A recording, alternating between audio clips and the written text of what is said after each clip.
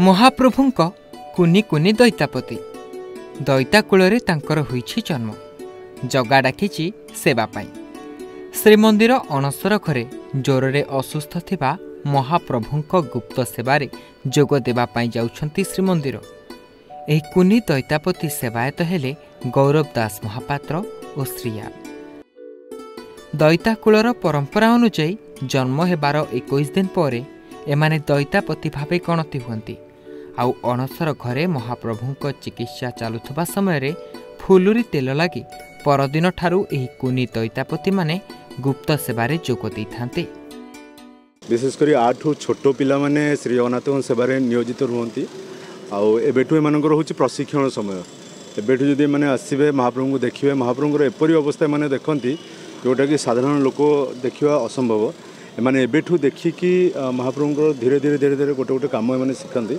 जबकि कि 8 वर्ष 10 वर्ष जो गोटे पिला हो जाए से मैंने संपूर्ण भाव में महाप्रभुंकर संपूर्ण श्रीअंग सेवा को रूप में अवगत हो पारती। आंकर या ना हूँ गौरव दास महापात्र।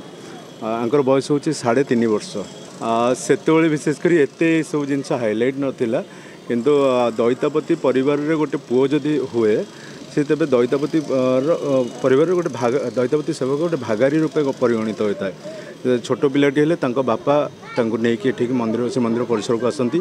अणसर समय फुलुरी तेल लगी हो सारा पर दैतापति परिवार प्रथम जे कुनी पिलाटीए आसवा आउ से महाप्रभुंकर प्रथम भेटी सोना किंबा रूपा रूपे भेटी दे तांकर भीतर चकड़ा भोग को सब भोग दे सारा पर दैतापति भागारी रूपे परिगणित हो। तेबे एते कम बयस महाप्रभुंक सेवा पूजा नीतिकांति विषय कुनी दैतापति अज्ञ थिले मध्य भविष्यत रे समर्पण मनोभाव नहीं महाप्रभुंक सेवा करिवे बोली तांको बापा माने कहिसंती।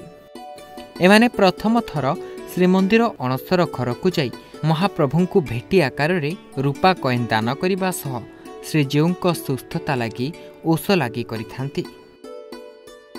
पुरीडु शशांक शेखर महापात्रंक रिपोर्ट ओडिशा भास्कर।